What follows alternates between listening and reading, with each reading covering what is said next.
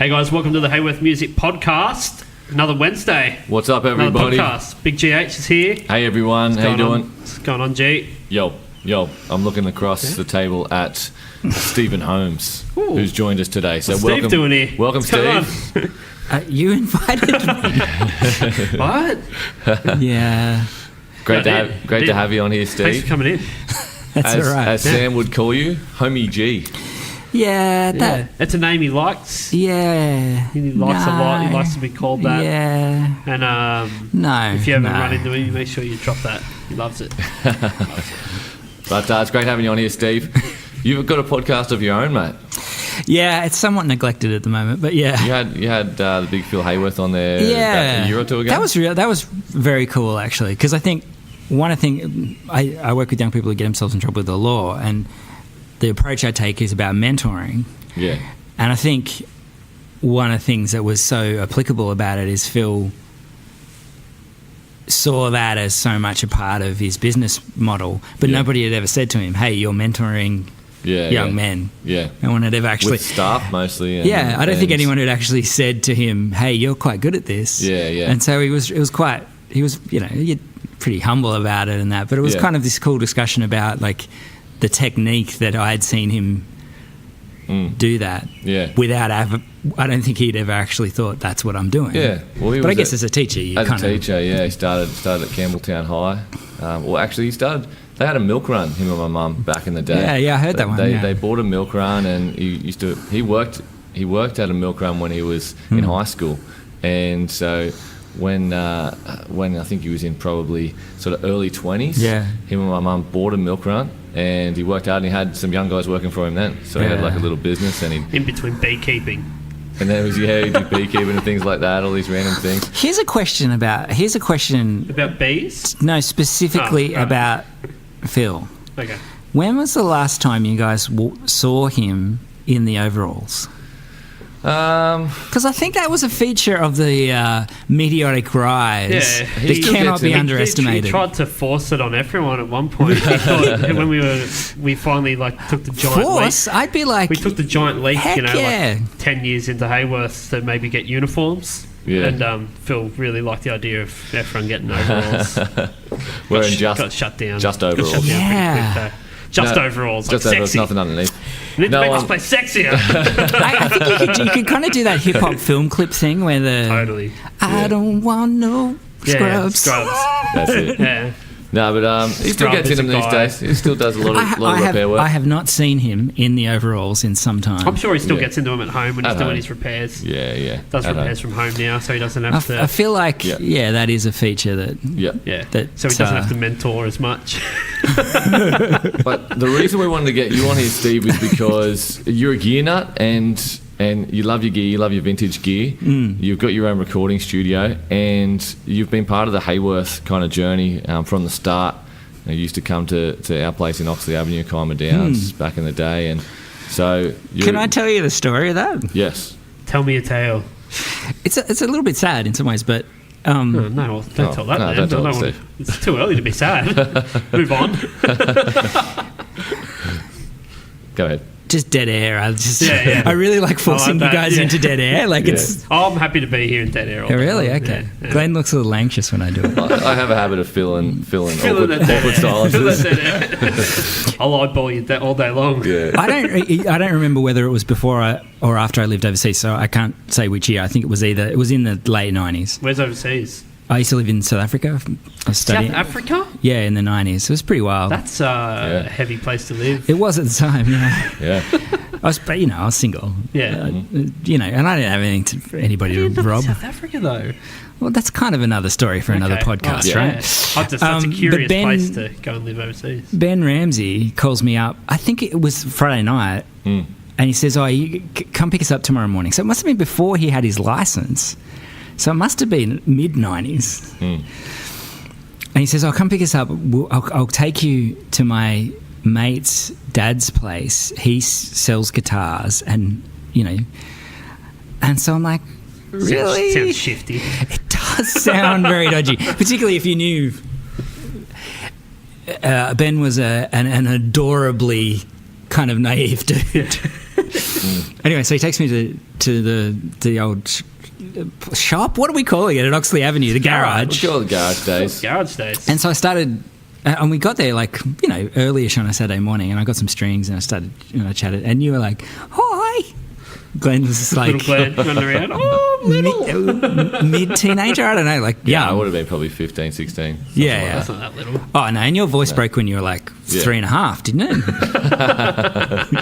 Probably. Yeah. Anyway, so, we got some strings. And then I started kind of, because I was playing pretty regularly in bands at the time, and, started buying strings and, and I had my Telecaster, which broke strings almost every gig, which is ridiculous. The guitar broke strings or you broke strings? Well, I broke them, but like a guitar shouldn't. Guitar's fault. Anyway, so he said, I'll fix it for you.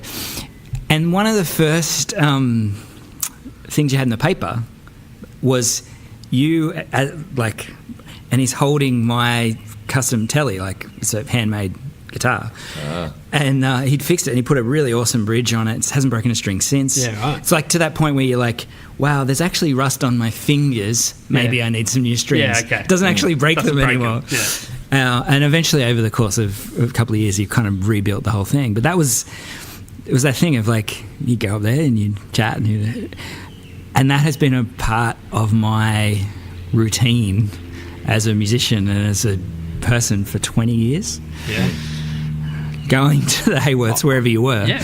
I did the same thing though in the garage. Yeah. And I think also too, we'll go upbeat from here, but that happened. And then when Ben passed away, I sang at his funeral. And California Stars. Yeah, I remember. And so that whole kind of experience of like,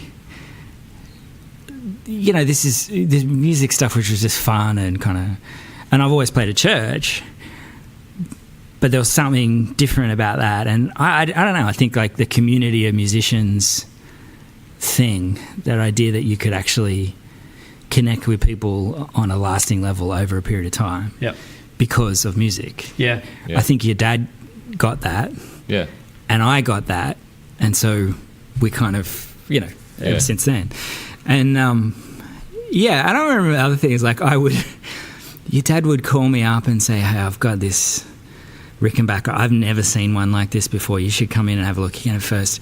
And he would sell it to me for like $100 more than he paid for it. Yeah. Just to add to the shop, not making really any profit on it. Yeah.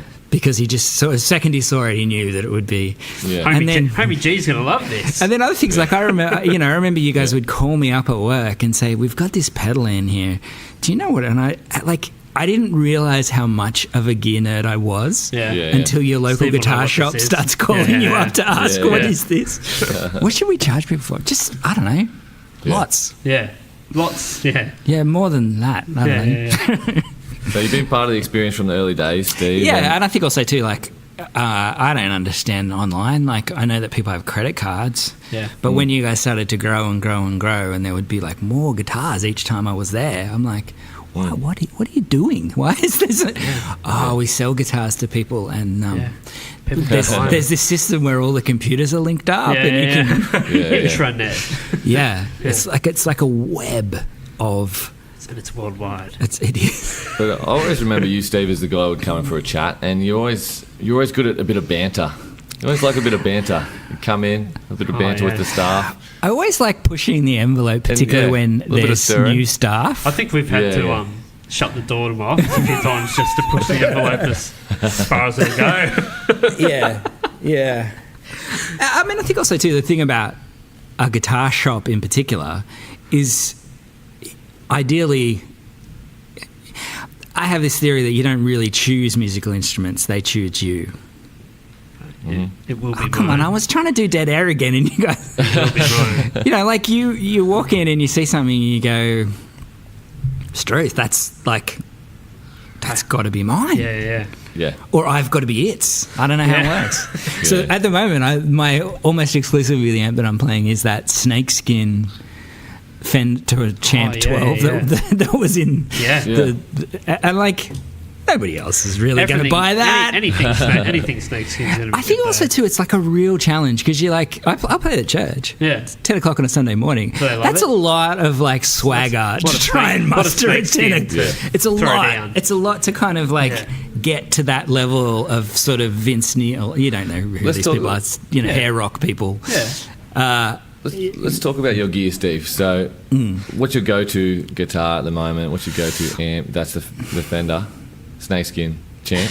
Yeah, so I think it depends a lot on the situation. So I have a Telecaster that was made up on the. Is that the one that you? Yeah, that put the new bridge and in? It has Milton where Fender should be, and I think it's made out of Japanese parts, but there's nothing except the two pieces of timber. That are the same from when I bought it. It's Frankenstein. Yeah, so all the pickups have changed, the bridge, all the electronics have changed. That doesn't sound like you, Steve. It's on a 5-way switch, but it doesn't actually go in order. Yeah. You know? Well, I couldn't... And then it goes in the order of tone. And I was showing Andy and Beads the other day, and they're like... I'm like explaining to them how it makes sense to me, and they're like, "Yeah, but it doesn't make sense. It doesn't make sense to anybody else." Yeah. And then I have a Yamaha, like an early '70s Yamaha 335 copy that's got that kind of nice molded top, which is super sweet. Really good for particularly in the studio, when you want a more subtle guitar part. Yeah. And then I've had over time various Rickenbackers, so. I've had 12 and 6 string. At the moment, I just have a 1 12 string. Right. And you've got rid of them all because they're no good? Or? No. I've had... you don't like I think also, too, like, how many guitars does a man need? 5. 5. That's the magic number. You just said that with such confidence. Yeah, that's a number. But also, like, I often, like, I've got a couple of Japanese ones that I've strung 5-string, like, kind of 5-string banjo, sort of Keith Richards style. Yeah. So I have those kind of things that I just because I think also too, if you are recording and either yourself or somebody else, and you want something that's going to sit somewhere in the mix, you need to start from the point of view that it's going to be somewhere, so trebly or it's muddy or whatever. Yeah. What about pedals? I am a big believer in straight into the amp, right? So, if you're going to put something in between, it has to do something. It has to add something to your sound, not just be there to make the floor look pretty when you play live, right? Yeah. So I use a tube driver, which is a kind of 70s, 80s American. Who makes it? Nobody does anymore. It was, what's the guy's name? Nobody makes it. Steve's only the things you don't know. That's it. Tube Works, which there was a particular guy, and I can't think of his name off the top of my head. Yeah. But it was so what it is basically the first the preamp channel of your amp in one 12AX. Yeah. Oh, right. So it's actually like a valve pedal. Yeah. I greedily, because Facebook Marketplace or whatever, I actually now have 2 of those. So imagine like a 3-channel Marshall or something, but 2 of them are pedals. Yeah. Doesn't seem totally necessary. And then I'll use a got 2 wire. Of the exact same pedal. Yeah. Side by but side. you set the tone. Didn't you just have that conversation about if you're going to have something on the floor, it's got to do something rather than look cool? I know. I really like this pedal, so I'll have as many of these as possible. Yeah, just 10 of them in it. No, because so if you want like lead sort of cut, I use that one with the tone right up. Yeah. And if you want kind of Mudhoney kind of sludge, this one's with the tone right down. So you've got different settings. I think also too, like, it is wildly overdriven. Yeah. So one of them, is you set only to normally use one at a time. Kind of thing. Go both. Chuck them both so you could lean down and just change it, but it was like $150 and I couldn't help myself. Yeah, that's it. There you go. Multi-effects pedals do it all in one well, I have. See, that's not fair because I have actually experimented. Like those Line Slicks delay modules and stuff. I have experimented with those from time to time. Yeah. But I think, in all honesty, I keep coming back to a wah pedal, an overdrive, and I've almost always used an EQ pedal. Yeah. Because I think one of the things with you turn up to a gig or even just doesn't even matter if it's the same place. You can turn up and it just sounds weird. So if you've got an EQ pedal, you can actually tweak it there on the fly. Yeah, and you can do the work of a good sound guy for just your guitar. You can't help what else is going on. But the rest of the band sounds horrible, but it's not my responsibility. You're going to be great. That's not my responsibility, man. That's true. Yeah, I like that. It's outside my realm. That sounds like a shirt. And yeah, so and then I tend to play whatever is needed, so a flanger or whatever as that last thing. And I do use tremolo because I've always been a twin reverb amp person, so you get used to having tremolo as your main effect. Let's talk about your recording studio. Yeah, I mean, I guess it's called the Amp Shop. Well, yeah. So I have two spaces at the moment. I have my home studio, which is a completely analog, reel to reel, and I think the great advantage of that. So when you stare at computers all day, it's not necessarily something you want to do in the evening to finish a record or but also the sound that you get for the time that you put in is great. So it would be almost this time last year I did that Duke Boy Emmett record with Sean with Sean Emmett, and you literally, I mean, he's an incredible player, but you literally put some halfway decent mics in front of a kid like that. What comes off the tape is... So I gave him overnight rough mixes. So literally the sound of the room through the microphones into the tape, a CD to take home. And he's like, oh, that's cool. Done. I'm like, can I at least go back through and EQ it? Like I hadn't even EQ'd it on the desk, let alone kind of... How hard is it to get tape? Nah, it's easy. There was a time when it was really hard and it was very expensive, but there's a distributor in Melbourne now. And I think also too, there was a thing of there's only one place making it in the US, whereas now there's a number of places around the world making it. Coming back? I don't think it ever left. I remember Damien Gerard's studios. Yeah, that's right. I remember you guys recorded there with when Matty was in your band. Matty Spinati, Matty Ramsey, Ben's younger brother. Yeah. We went up there, Damien Gerard Studios. They had a tape, a reel to reel. I remember that because Matty borrowed my quad reverb. Do you remember that amp? Yeah. It's such a ridiculous amp. Yeah. So it's a twin reverb with 4 12s. Yeah. But you can imagine how top heavy it is because all the amps at the top. Yeah. Such a stupid amp. It's the best sounding thing ever, but it was such an incredibly stupid piece of engineering. But I didn't really know anything about it. I think I was 17 at the time or something and didn't know about analog versus digital, that sort of thing, which we're going to talk more about in a minute, right? Oh, yeah, I'm going to set some horns off for that one. Yeah. But so that's your home studio. And then I had the amp shop, which is sort of my workshop space, and I do. This is where you work with. Do mentoring work with young people that get in trouble with the law mainly, and you use music to a lot of the time. I mean, I think one of the things is too the biggest difficulty that most young people have with seeking help of any kind is engagement, which is that thing of like, I'm here, but I don't really want to be. Hang on, that's a cool skateboard. Yeah. Can I play that drum kit? Yeah. Why has that guitar only got 5 strings? Why has that guitar got no strings?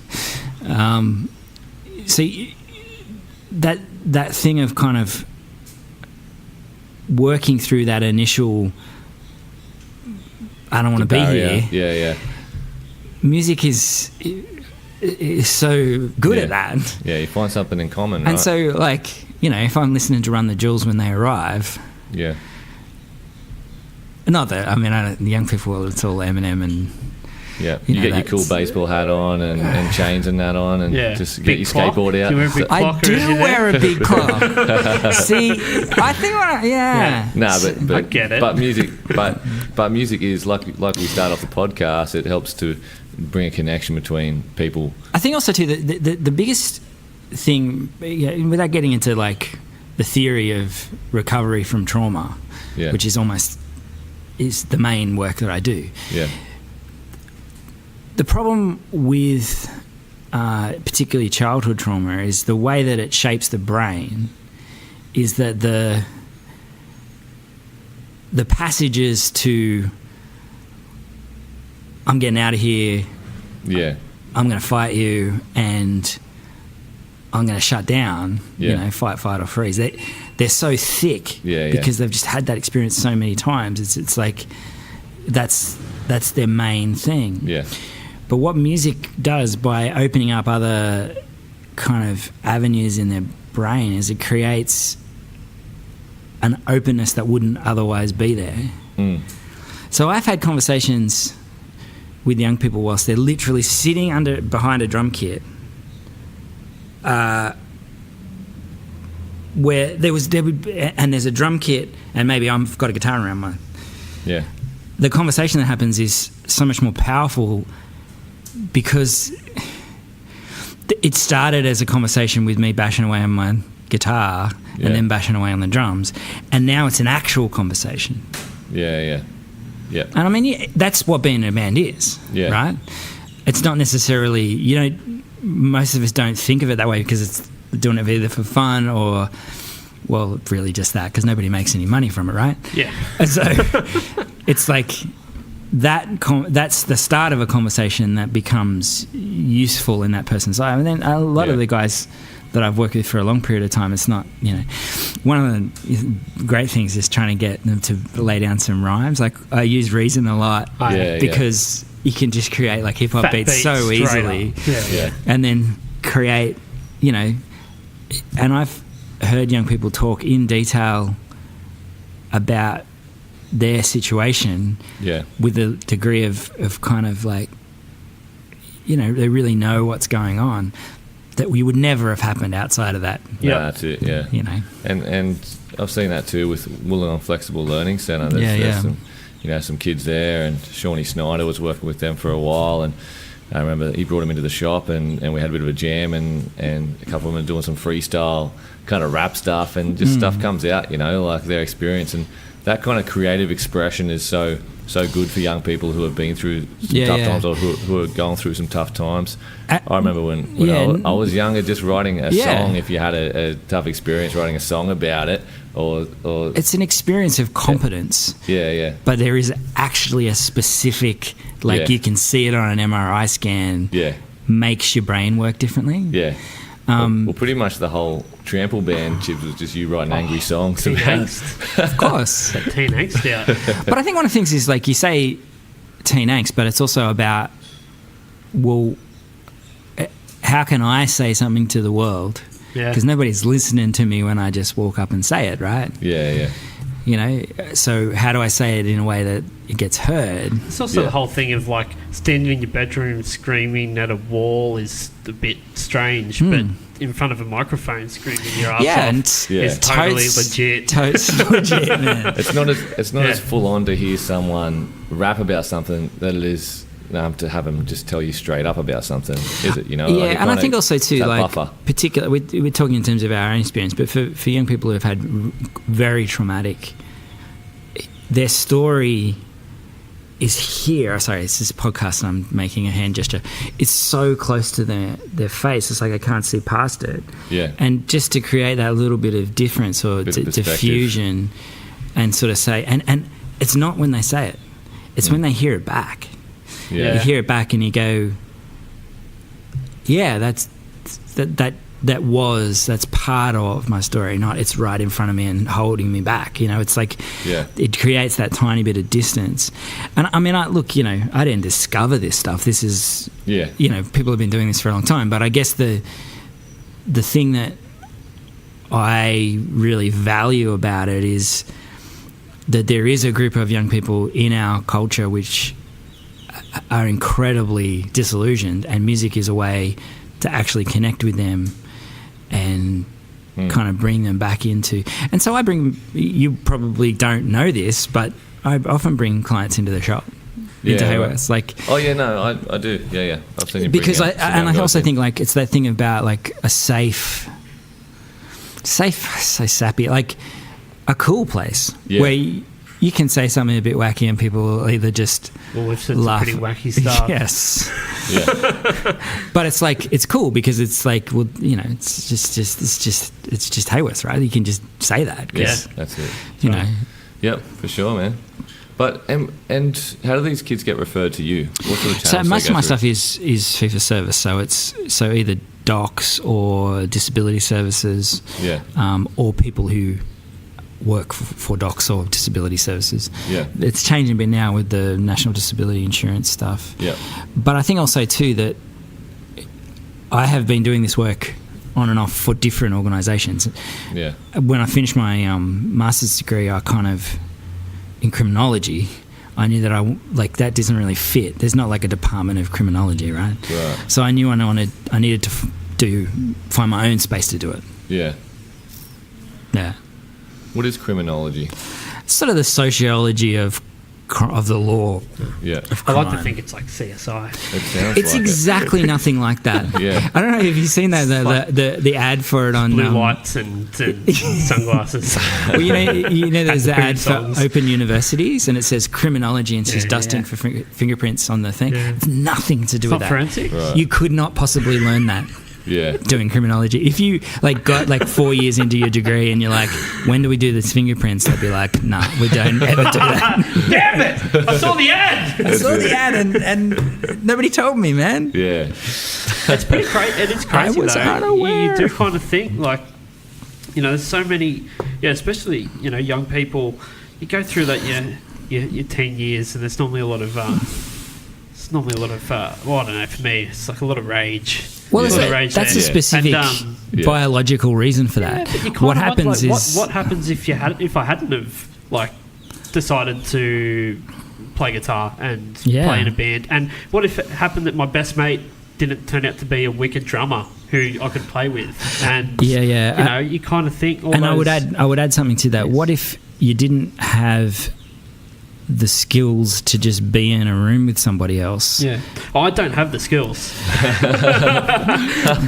I think that's why he sits in his office like that. That's specific personal hygiene skills notwithstanding. But the skills to be able to just have that conversation about, I like that bit, but can we talk more about, or I can't hear anymore, so could you stop hitting that crash so hard or whatever, said it that politely, most of the guys that I work with are at the stage where they're learning, they're struggling with that skill, not the actual doing, but the communication side of it, and also the trusting too, being okay, but you are putting yourself out there as well to be critiqued. And I mean, look, I guess it's probably a little bit different. I'm a bit older than you guys, but when I was growing up, it was like surfy, skater, music. There were these discrete categories of human you're allowed to be when you're a teenager. Yeah. And I think that's high school. That's high school in general, though. And I think also too, people use those as a way of kind of finding the affiliation and the connection that they need. But at the same time, it's also, well, I can do that. Yeah. What I mean? I want to because it's fun and it's cool, but I can do it, and I found something that I can do. Yeah. And I was the same. My brother's a drummer, and I think to be able to, we played in bands without any kind of conscious artistic high. It was just something you did because it organised the way you interacted with everybody in the world, right? Yeah. Yeah. Mm. So I wanted to have a beer on a Friday and a Saturday night, so I went to the Oxford, and sometimes I played. Yeah. You know what I mean? It wasn't. Sometimes it was about playing, and sometimes it was about listening, but it was always about music. Yeah.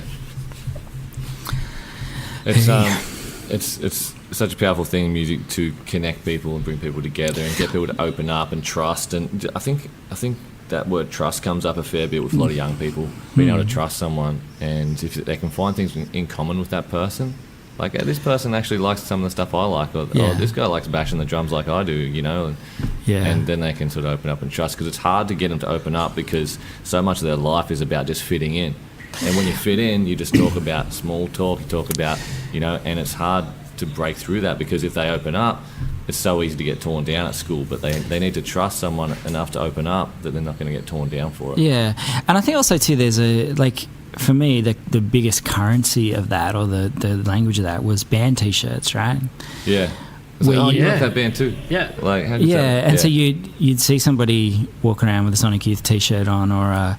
Be like, I can be friends with that person. Or a Paul Kelly T-shirt. Yeah. You know, it doesn't have to be like on some like cool level, but just on a like, I get that. Yeah. I used to go play in metal bands and wear like my Whitlam's T-shirt. Yeah. It's like when when I go to schools and do these resilience talks. I did one the other day. The kid was wearing a Mad Huey's hat. I don't know if you guys know who the Mad Hueys are. I just follow them on Instagram. They're just these loose guys from Queensland, and probably something that kids shouldn't be watching. But I'm like, hey, I like Mad Hueys, and instantly it's just that connection, and you know, it's that this guy likes the same stuff I like. I think it's also really hard to fake, and young people, I think, they sell Metallica shirts at Kmart now, Steve. I think it's pretty easy to fake. But I don't mean that so much. I mean, like, I like NWA. Yeah. I'm okay with Eminem. Yep. I don't like other hip hop. You don't like Pitbull? No, I don't like Pitbull. But you know what I mean? Like, there's other things that are like... Biggie? Azalea? You know, and so when I say I like that or I don't like that, it's not I judge you because we don't like exactly the same thing, but it's like we meet somewhere. If you have a conversation about music with somebody who cares about music, you always find points of connection and also points of like you will go to your grave disagreeing. But that's it. But it's still a debate. Like, you can run into people that you haven't seen in years and years and years, and you can kick off with something. I've heard this album. Have you heard that? I don't like it. And then you straight into this discussion. And you know what I've started doing? This is probably to do with, I'm 40 now, and I just... People that I've seen at gigs, whether it be in Wollongong or in Sydney or whatever, people that I've seen at gigs for 20 years, I've just started going up and introducing myself. So I haven't actually I have no other connection to them whatsoever. Other than I've seen you at multiple shows. Yeah, I saw you at Bonnie Prince Billy in 2002. I thought maybe, here we are seeing him again. Let's have a conversation. That's the connection, isn't it? I know, it's like so lame. But it's like, bugger, like, life's too short, man. I'm at least halfway through, and with my health and lifestyle, probably more like 3/4 of the way. I'm not gonna waste time to start on that. making some introductions. That's it, man. Time to start getting to know some people. I'm not gonna waste time on the kind of like the mechanics of cool. Yeah. Because like we all waste a lot of time on that when we're young. Yeah, that's true. You do. Well, pretty much what you just... I don't think Phil sounded this old on the podcast. Pretty much what you just did then, Steve, just finding that connection with someone, going up and saying, hey, you were at this concert, we like this band. That's what we do in the shop too, right? Like, customers come in, and if you can't find something in common with the person that comes in, then there's not going to be that connection to go further, like that rapport, because... when we find things in common, it's kind of what you have to do as a customer service person or someone in your position where you're working with young people. You've got to find those points in common, which builds that connection, that rapport. Definitely. And I think also too, when you guys sell stuff, I assume. I don't buy anything myself, but I assume you guys sell stuff. But it's not, you're not selling... Like, you guys always have those ads with the rockstar experience or the whatever. Yeah. And my kind of thing about that is, like, you're actually giving somebody an experience of connecting with people. Yeah. That's not as catchy as the rockstar thing. Like, I get that marketing. I'll leave that to you, Glenn. That's, But what you're actually getting at is that thing of, like, you're a part of a community of musicians, some of whom may... Like, I'll give you an example. Me and my brother used to go up to... because he used to live in Mount Campbell, and we used to go up to the Country Music Association on their jam nights on, I think it was Tuesday or Wednesday night. And I remember we would just sing something that we could sing together, and I would play guitar. It was like just for fun, like literally no practice, just. And I remember one time we sang The Drugs Don't Work by The Verve. And these old people, because it's a really moving song, old people go, that is such a beautiful song, young man, have you recorded that yet? And you're like, no, it's still in a demo phase.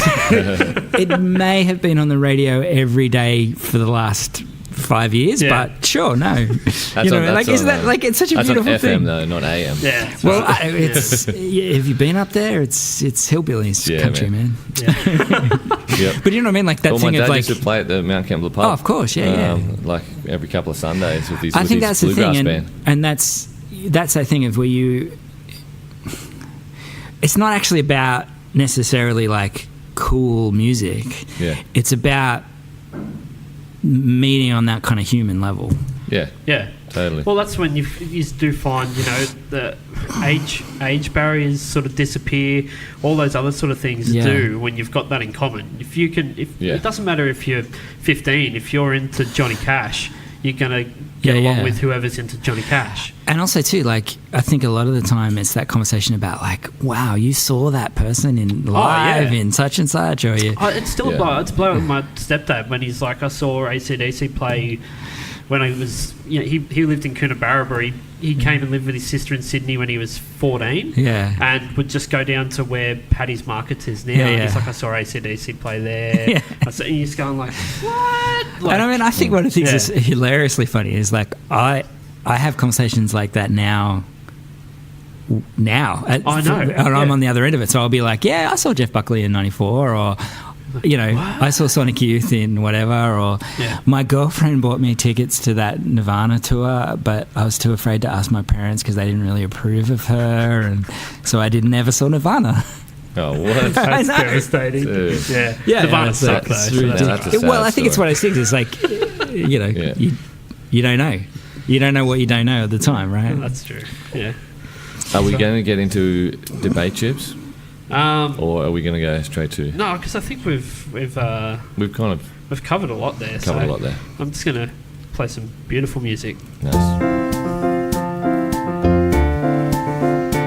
Killing it, Steve. Killing it, mate. There's many awkward silences. Oh, gee, it's knowledge dropping time. Steve. We've done a lot of. It seems like the whole thing's been a drop of knowledge. Yeah, a little bit of. When I'm expressive in my full capabilities, they got me living in correctional facilities. Look out! There you go. Take that to the recording studio. So, I think Steve, someone did. Yeah. This is the part of the podcast. This is the part of the podcast, mate, where you get to open your mind, open it up. Going to drop some wisdom. This is the benefits of music. And today we're talking about how music reduces depression and anxiety. And I've got this from collectiveevolution.com. I promise people out there in podcast land, this is the last one I get from this place because I've got the last 7 from here. So I'm going to do some more research and find some different sources. But they say music reduces depression and anxiety, and researchers from Drexel University found that cancer patients who either listened to music or worked with a music therapist experienced a reduction in anxiety, had better blood pressure levels, and improved moods. Music can have positive effects on the psyche, mood, pain, and quality of life as well. Another benefit to music. See, I wonder, this makes me wonder, I hear that. Yes. You're trying to improve the mood. Let's just say the music therapist is really experimenting. Yeah. And they go, I think I'm going to play some, I don't know, Dillinger Escape Plan. So you say that, but I think it is an incredibly personal thing. I remember when I was going through a pretty down time, I would come home from work and I would listen to a song by Mogwai, which is a Scottish noise band, called Mogwai Fear Satan. And it is, I think it's more than 10 minutes, it might even be 20, of just brutal. I remember seeing him live and my pants were like flapping with the amount of noise that were coming off the stage. Like incredibly loud, and I'd sit in between the two speakers. But for me, it was this incredibly kind of meditative thing because it's it's moving and it takes you someplace else for however long. So I don't think, it doesn't have to be Beethoven, right? No, it doesn't. But surely it needs to be, directed at the person that it's trying to benefit. If you were in there, mate, yeah, we know what to play. Let's put it that way. Yes. Yeah. Was it Mogwai? Mogwai, yeah, they're incredible. You were saying the other day They come from the name of the Gremlins movie. Yeah, they do, yeah. The Mogwai. But you were saying Explosions in the Sky. Yeah. If you, like, Mogwai and I think Godspeed You Black Emperor are... Like, I like that Explosions in the Sky stuff, but it's a very front of your brain ideas. Yeah. They're just brutally emotional, kind of much more heavier, kind of these big, long melodies. And Mogwai? Both Mogwai and... So Mogwai are Scottish, kind of much more conventional kind of rock, and then Godspeed You Black Emperor, Montreal kind of... so they kind of came up with the Arcade Fire guys. What's the Montreal play, guys? Godspeed You Black Emperor. Godspeed You Black Emperor. It's a heavy name. Okay. It is, isn't it? Yeah. They're probably the best record is Lift Your Skinny Fists Like Antennas to Heaven. Is that not the best name? I know. Oh, I've got to go listen to this now. There you go. Have a listen, guys. That's good. That's a hot tip. So at Glenn's request, I tell the story of this song. This is California Stars by Billy Bragg and Wilco, but also by Woody Guthrie wrote the lyrics.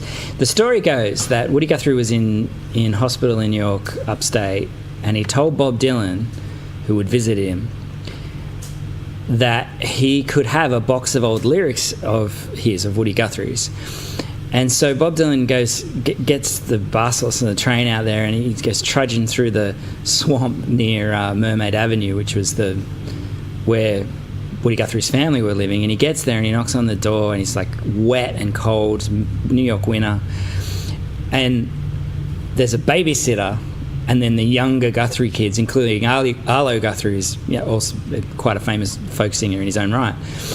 And he gets there, and they can't find the box, right? So Bob Dylan is like, "Oh, cool, thanks," and goes. And because he had to learn all the Woody Guthrie songs, and so he thought, "Oh, well, maybe I'll have a go at writing some of my own songs." And that seemed to work out okay for old Bobby. Bobby stuff. So who knows? Maybe if he had found the box of lyrics that Wilco and Billy Bragg recorded, maybe there would be no Bob Dylan. There you go. Anyway, I played this song at Ben Ramsey's funeral because it was the last record. The Mermaid Avenue record was the last record that he had bought for his dad, and it just seemed to make sense. So this is California Stars by Wilco, with the lyrics by the great Woody Guthrie.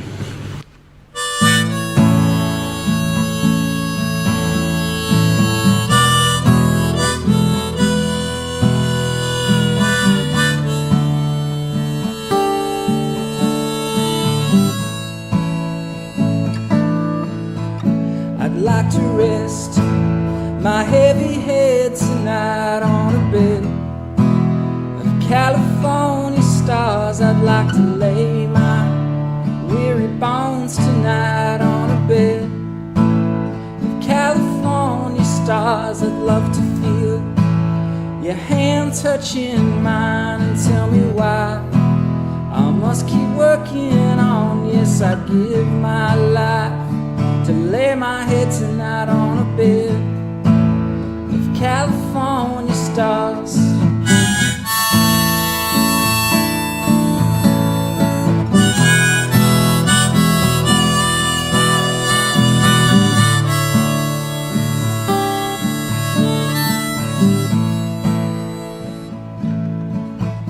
I'd like to dream my troubles all away on a bed of California stars. Jump up on my starbed and make another day underneath my California stars. They hang like grapes on vines that shine and warm in lover's glass like a friendly wine. So I'd give this world to dream a dream with you on our bed of California stars.